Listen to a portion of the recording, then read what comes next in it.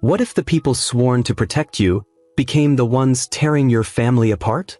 Lisa Brown never imagined that a simple drive home could feel like walking into a war zone. The sun glared off the asphalt, the hum of traffic blending with her son Malik's laughter in the backseat, a sound that should have been safe, comforting, ordinary. She reached for the door handle at a gas station, thinking nothing of the routine stop for snacks. Then the cruisers screeched in. Guns drawn. Orders shouted. Chaos exploded around her in an instant. Her arms were pinned behind her back, cuffs biting into her wrists. Malik's screams pierced the glass between them. "Mommy! Mommy!" he cried, face twisted in terror. A single 911 call had set it all in motion. To the officers, she was a black woman forcing a white child into a car. To her, it was her son, her life. The child she had raised since birth. The boy who had fallen asleep on her chest countless nights, whose first words were spoken in her voice, whose every scrape, every tear, every milestone she had tended like sacred duty. The world didn't see that. All they saw was the story they wanted to believe. They didn't see her heartbreak. They didn't see Malik's confusion. They didn't see a mother being ripped from the life she had built, the bond she had nurtured against every hardship. And this was only the beginning. The chaos had just begun. The system would strip away everything she thought she could rely on. Her son, her dignity, her name.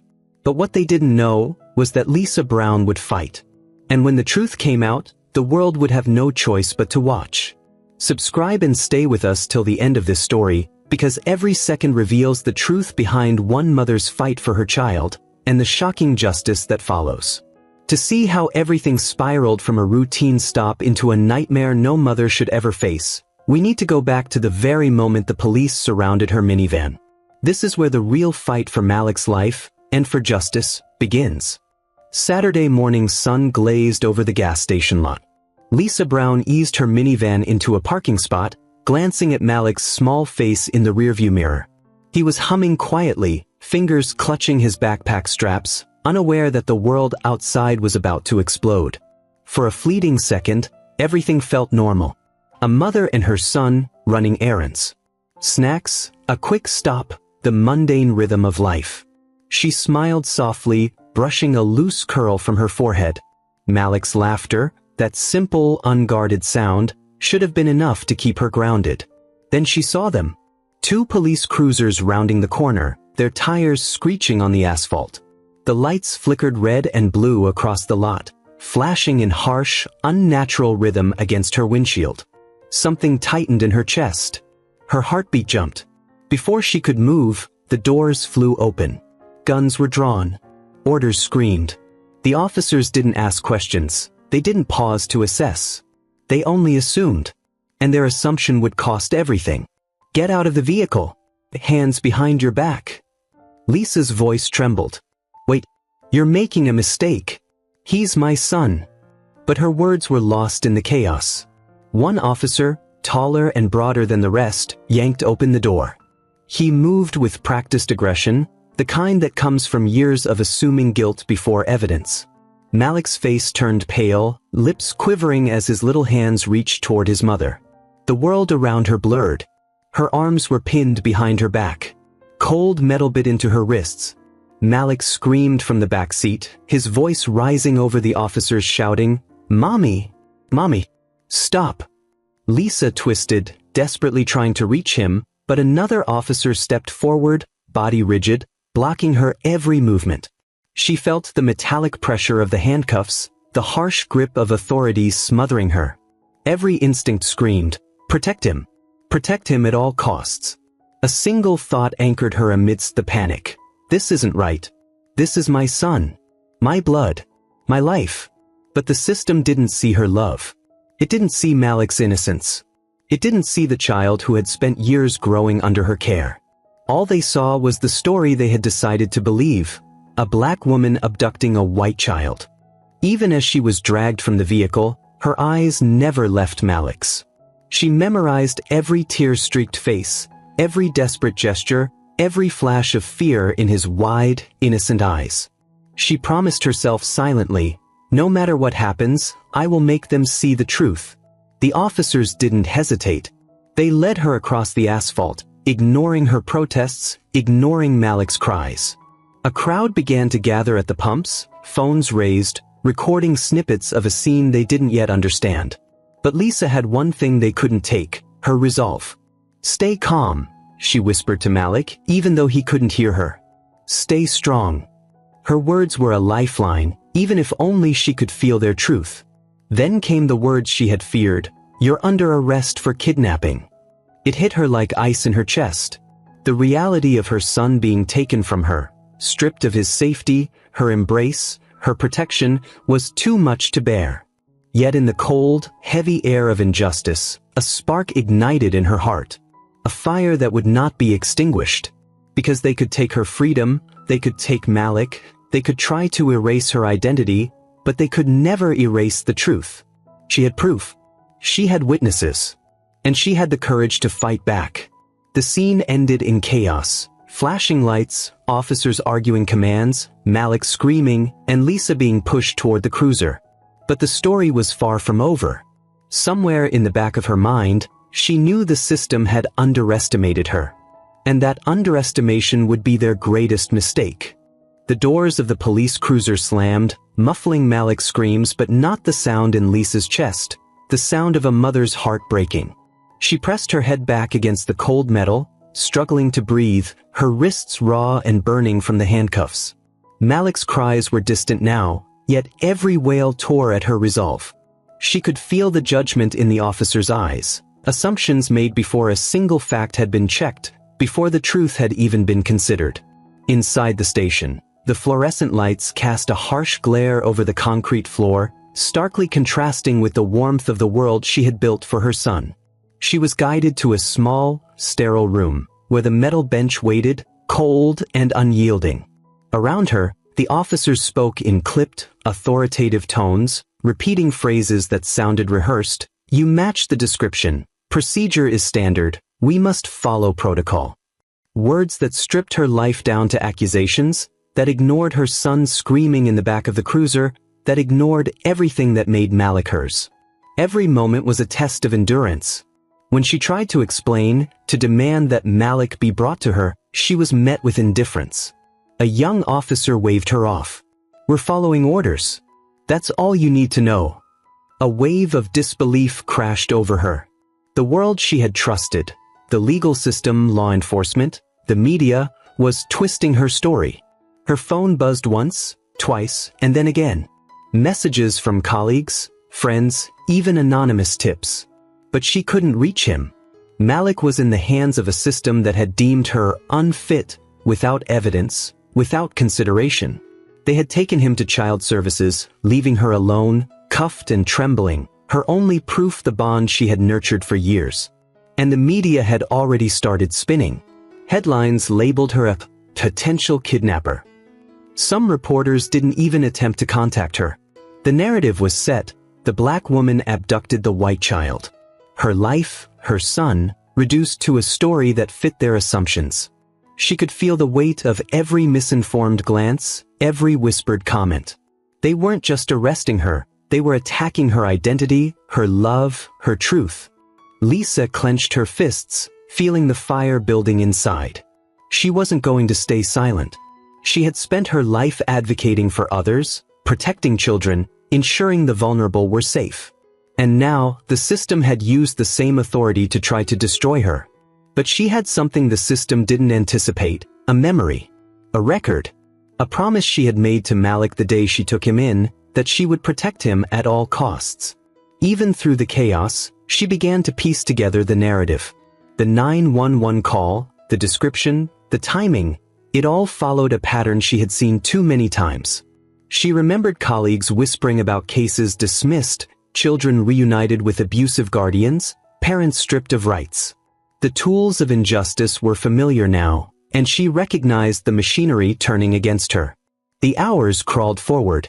Officers continued their procedures, and yet every official document, every form signed in haste, felt like an extension of the same lie, that she was a criminal. They released Malik to child services, a cold and impersonal handover that left him in strangers' arms, screaming for his mother. Lisa watched helplessly, unable to reach him, unable to touch him, knowing that the world outside would not understand the horror of this moment. Then came the public humiliation. A video clip leaked, small, grainy, but enough to spark a narrative.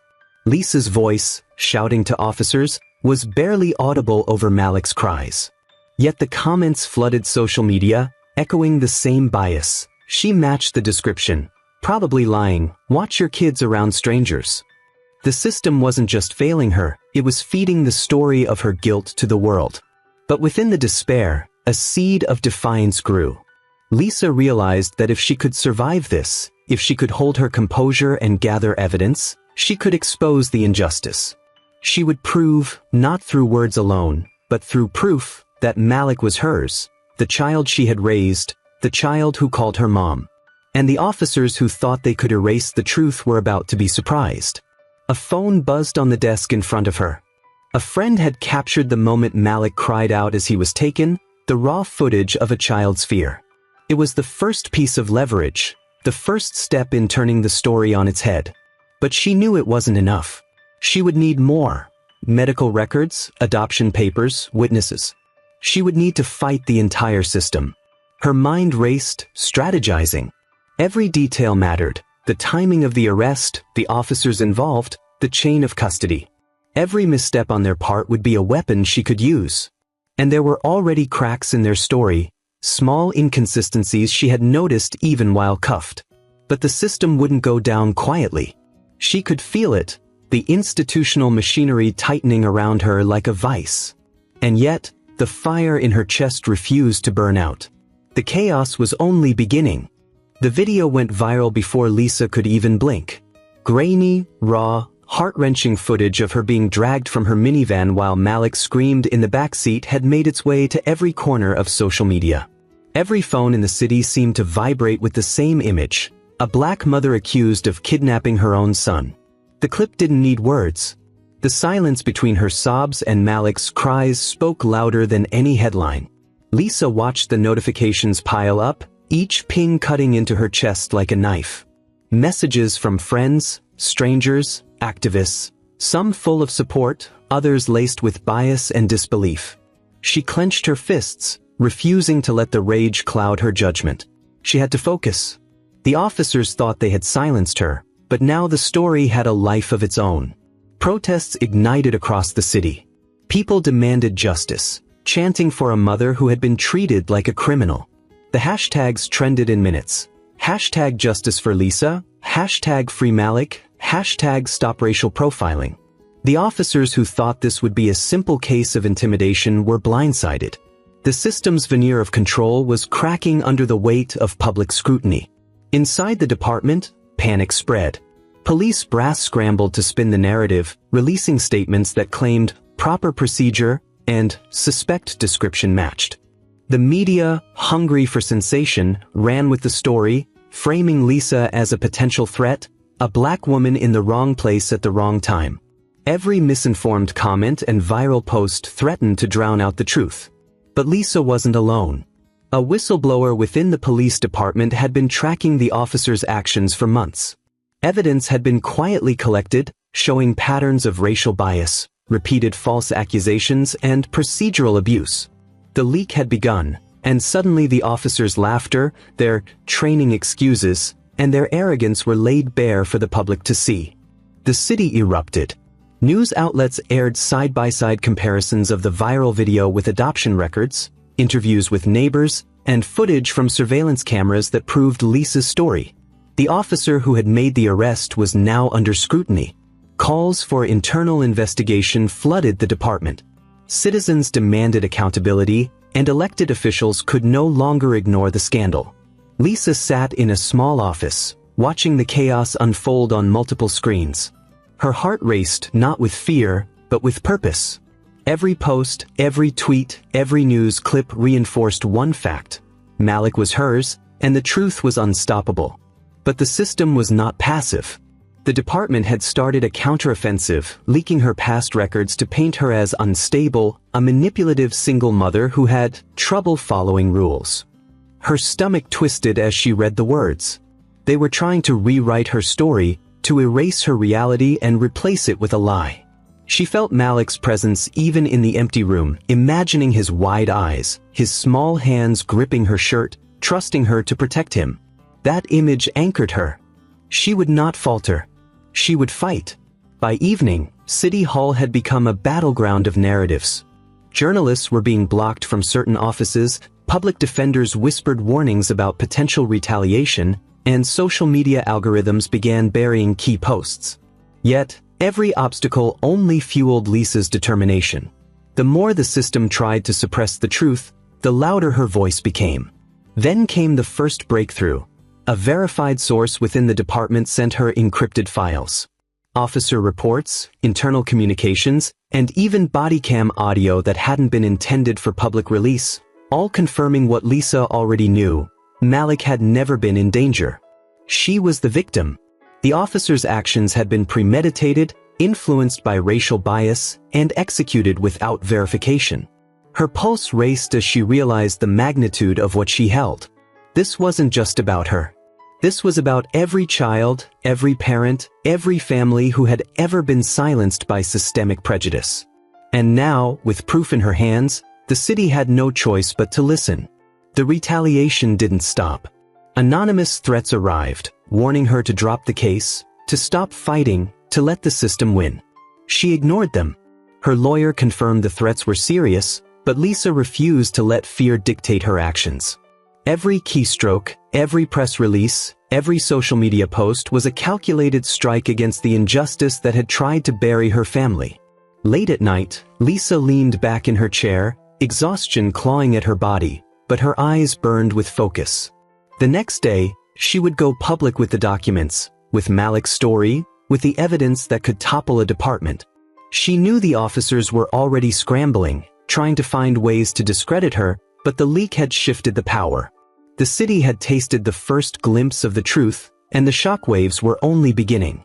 By morning, headlines would scream, office doors would slam, and the very system that tried to erase her voice would have to answer. The chaos was mounting, the stakes had never been higher, and the fight was far from over. The courtroom buzzed with anticipation, a quiet storm of whispers and hurried shuffling filling the air. Lisa Brown sat in the witness chair, her spine straight, her hands clasped but steady, Malik by her side. He was trembling, clutching his mother's hand, eyes wide with hope and fear. The officers who had arrested her months ago, the ones who had laughed as they tore her from her son, sat across the room, stiff, uncomfortable, trying to appear composed. But Lisa could see the cracks. Every twitch of an eye, every shift in posture betrayed the tension they tried desperately to mask. She had spent months gathering evidence, adoption papers, body cam footage, surveillance videos, and a mountain of internal police communications exposing bias, negligence, and systemic racism. Every piece of proof pointed to the same truth: Malik had never been at risk from his mother. All that cruelty, all that humiliation, had been fueled by assumptions and prejudice. When the video played, Malik's voice echoing in the courtroom as he screamed, "Mommy!"